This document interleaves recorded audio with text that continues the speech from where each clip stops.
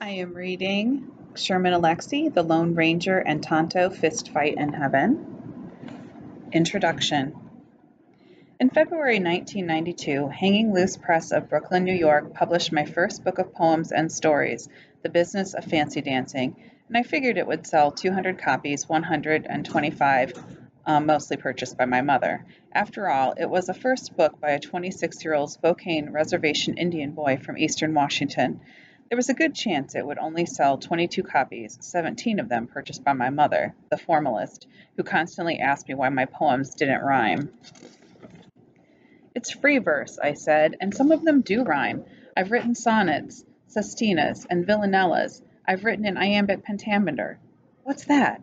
It's the ba-bump sound of the heartbeat of the deer running through the green pine forest, of the eagle singing its way through the sky. Don't pull that Indian shaman crap on me, my mother said. So my mother certainly wasn't impressed by my indigenous rhetoric, but she would have been deliriously happy if I'd become a messianic doctor or lawyer, or a doctor or lawyer with only a messiah complex and save the tribe. In a capitalistic sense, that's what the tribe needed and still needs. But I was a former pre-medicine major who couldn't handle human anatomy, and I knew far too many lawyers, so I chose the third most lucrative pursuit, small press poetry. My family was surprised, but they weren't disappointed. Since I was one of the few people from my tribe to ever go to college, I was already a success story. My mother worked a series of low wage social work jobs for the tribe, and my father was a randomly employed blue collar alcoholic. I made more money delivering pizzas than they did while working far more important jobs. I might have been considered a black sheep if I'd come from a more financially successful family, but my literary ambitions made me a white sheep, I'll bet, a lamb who published in a tiny poetry magazine like the Black Bear Review, Giants Play Well in the Drizzle, Impetus, and Slipstream. Don't get me wrong, I was excited and proud to be a publishing poet and still have copies of every journal where I've been published, but I also kept my day job as a program information coordinator, secretary, for People to People, a high school international program in Spokane. I knew that I would eventually return to college. I left 3 credits shy of my BA in American Studies, get that degree, and then trudge through graduate school in creative writing. But I was in no hurry to do that. I just wanted to write my poems and the occasional story and live as cheaply as possible. I knew how to live in poverty, having grown up on an American third world reservation, so my urban $6 an hour job was almost luxurious. But a New York Times book review editor named Rich Nichols changed my life when he noticed The Business of Fancy Dancing lying in an office slush pile. As he later told me, he thought the cover was extraordinarily beautiful. It featured a surreal photograph of a Navajo fancy dancer that some readers wrongly assumed was my self portrait, and that was the primary reason he picked it up and flipped through the pages. He assigned the book as well as a few others as part of a survey of contemporary Native American literature to James Kincaid, an English professor at the University of Southern California. My Hanging Loose editors were shocked to hear one of their books was being reviewed, because there are Pulitzer Prize winning poets whose books don't get covered in the Times. And more shocking, my book was part of a front page review. Yep, right there on the cover of the Times Book Review was a photograph of some Indian guy on a motorcycle. I'm terrified of any vehicle with less than 4 wheels. And inside that review was Mr. Kincaid declaring me one of the major lyric voices of our time. I was sitting at my desk at People to People when my Hanging Loose editor, Bob Hershon, faxed me an advance copy of the review. I read it once, ran to the bathroom to throw up, then returned to my desk to read one sentence again and again. Mr. Alexie is one of the major lyric voices of our time. As Reeves, the Hawaiian balladeer, would say, whoa. I didn't believe I was one of the major lyric voices of our time, though I'm probably in the top 503 by now. But I guessed that review was going to help my career. In fact, that review tossed my ass over the stadium fence directly into the big leagues. After Kincaid's compliments went public, I started receiving phone calls from agents and editors. Many phone calls. Dozens of calls. A Hollywood producer interrogated me. Are the film rights available? He asked. Well, yeah, I said, but you know it's a book of poems. What do you mean, a book of poems? I mean poems, with skinny lines, stanzas, mostly free verse, but some rhyming stuff too. My mom thinks they're pretty cool. You mean poems? Yes. Do your poems tell a story? Most of them are narrative. That's good, that's good. Could you send me a copy of the book? You haven't read it? No, he said. But I read the review. The review was great. Dozens of agents and editors loved the review, though I wonder how many of them had read the book, and they all wanted to know if I wrote fiction. Well, I said to them, it's not just a book of poetry. There are short stories in there too, and a lot of prose poems. But do you write fiction? I have a manuscript of short stories. There must be 30 or 40 stories in it. But do you write fiction? I didn't realize that fiction was a synonym for, sure, we'll publish your book of obscure short stories as long as we can also publish your slightly less obscure first novel as part of a two-book deal. I was terrified by all these big-time agents and editors, and especially of one particular agent who enjoyed more fame and fortune than any of her clients did. Send me the manuscript today, the famous agent ordered. Bullied, terrified, and naive, I sent her my manuscript of short stories, glacially printed out by a $500 brother word processor. You're not ready, she said after she'd read them. I'll take you on as a client, but we're going to have to work on these stories for a year or two before I send them out to publishers. I was shocked. I had been dreaming about immediate fame and fortune. But wait, I said, I thought I was one of the major lyric voices of our time. According to the manuscript I've got sitting in front of me, you're not even one of the major lyric voices on my desk. Ouch. That one really hurt. And this woman wanted to be my agent? Was that how all agents were supposed to talk to their clients? And who the hell was I, calling myself one of the major lyric voices of our time? I was wondering if I should get business cards that identified me as such, or perhaps leave it on my answering machine. Hello, you've reached Sherman Alexie, one of the major lyric voices of our time. Please leave a message if you're not too intimidated, and I'll get back to you with my versatile and mellifluous voice as soon as possible. You can see that Sherman Alexie is super sarcastic and he's self-depreciating. In his humor, he's making fun of himself. Of course, these days, my wife Diane only refers to me as one of the major lyric voices of our time when I study or mispronounce a word or say something so inane and arrogant that it defies logic. A few years ago, as we argued about the potential danger in using a cracked coffee pot, I shouted, "You can't heat cracked glass, it will shatter. I majored in chemistry. I know glass. What do you know about glass?" Yep, I have just offered you scientific proof of the majorness of my voice. But the thing is, I said to the famous agent, I think my stories are pretty good, and I hate to be repetitive, but they said I'm one of the major lyric voices of our time. These stories are not major, but you've got potential. I'm a great editor. If we take it slow, we can make this book the best it can be. I don't know, I said. I was hoping things would go much faster. Going fast would be a mistake for you. I don't want to go slow. I can't afford to go slow. Then we won't be working together. Call me if you change your mind. She hung up without saying goodbye.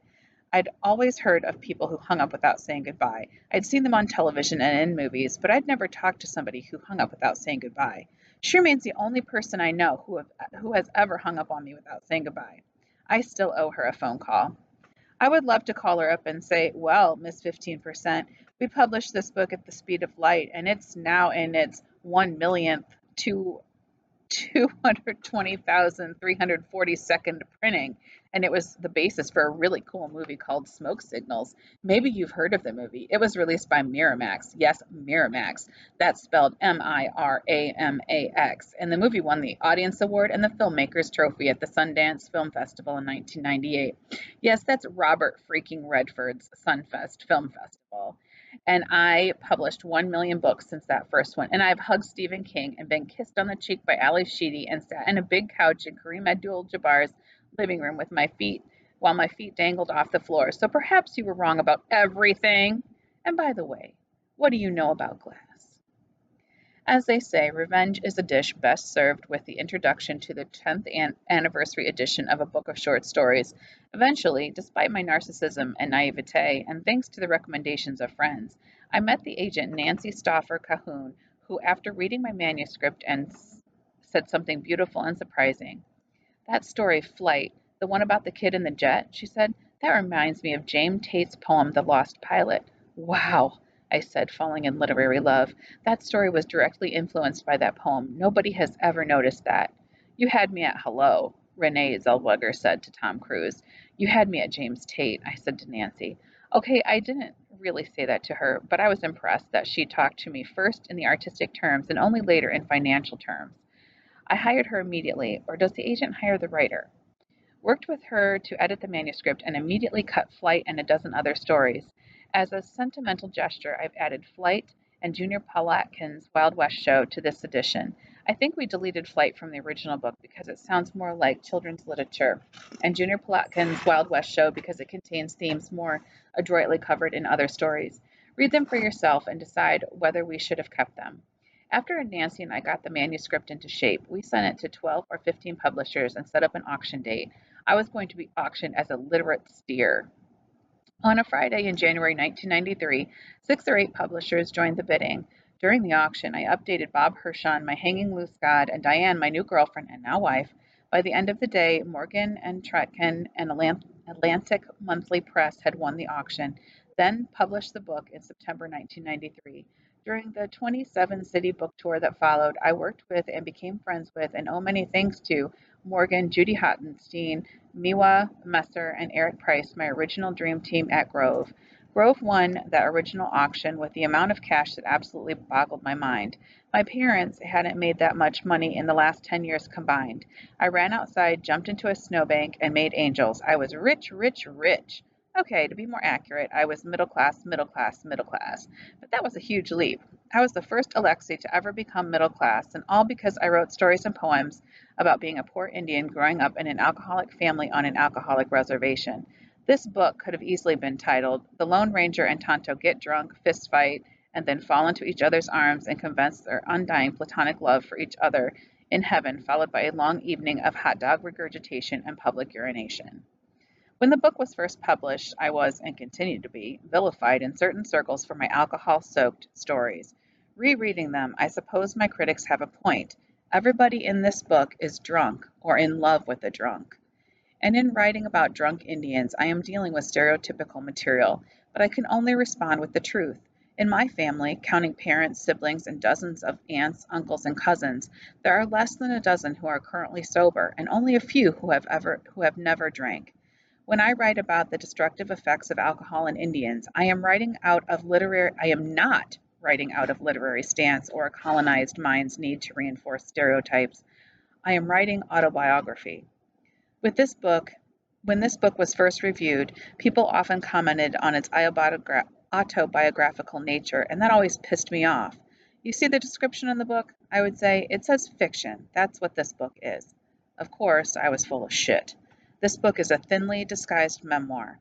I was a child at the crazy New Year's Eve party depicted in Every Little Hurricane. My mother did punch another woman in the face during that party. My father and cousin did break through the basement door while playing full contact Nerf basketball and rolled down the stairs together. The best truth about that story is that my mother did stop drinking after that horrible night and has remained sober since. The worst truth? My father never did get sober. He was in residential treatment a few times, attended dozens of AA meetings, took antabuse, made endless promises to his family and himself, but ended up on dialysis machines during his last years and lost a foot to diabetes before he passed away in March 2003. Oh, my drunk and lovely father. He was one of the Indians who tossed his drunken friend on the roller coaster in amusements. How could one Indian have done such a thing to another Indian? I never asked my father why he did it, but I wrote a story about why I thought it happened, and even after my father read this story, I still didn't have the courage to ask him why he did it. How lame is that? What else is true? My best friend Steve and I traveled to Phoenix to pick up his father's ashes, just like Victor and Thomas do in This Is What It Means to Say Phoenix, Arizona. Though the fictional father was much more like my father than Steve's. And yes, there was a flexible gymnast on the airplane during the trip who told Steve and me that she was the first alternate on the 1984 Olympic team. Is that woman out there somewhere? Does she remember 2 Indian guys sitting across from her on a Morris Air flight from Spokane through Salt Lake City to Phoenix? A terrified mouse did run up my aunt's pant leg, but I wildly exaggerated the aftermath in the fun house. My aunt didn't go swimming in the creek, never felt a need to divorce her husband or leave her son, and she was mad at me for suggesting otherwise. Junior, she said, people are going to think that really happened. But it did really happen, Auntie. At least the mouse part is a true story. Yeah, but it's true when it's in a book. Indian education is a true and truer account of my public school days. I still have nightmares about missing those 2 free throws to lose that basketball game against Ritzville. 20 years later, I can tell you that Doug Wellstant's Ritzville star had just fouled out after he intentionally knocked me to the ground to prevent me from hitting an easy layup. While I stood at the line to shoot the free throws with 6 seconds on the clock, Ritzville had Keith Humphrey, John Powers, Doug Koch, Miles Curtis, and Jeff McBroom on the court while my teammates Steve Labret, Sean Soliday, John Graham, and Brett Springer were praying for me to win the game. We had come from 16 points down in the fourth quarter. It would have been a miracle victory, but I missed those fucking free throws, clanging the ball off the rim twice. Until that point, I had been a 90% free throw shooter. After that night, I was a 50% loser. I was a victim of a high school basketball form of post-traumatic free throw stress syndrome. When I see any of my former teammates now, they still tease me about losing that game. A year after those misses, I hit 2 free throws and 2 jump shots in the last minute to win a bigger game against Ritzville, but I never dream about that. Hell, my joy in winning is always much smaller than my pain in losing. I'm a poet who can whine and meter. And just like the father-son team in Witnesses, Secret and Not, my father and I once traveled to Spokane because the police wanted to talk to him about a long missing and presumed dead Indian man.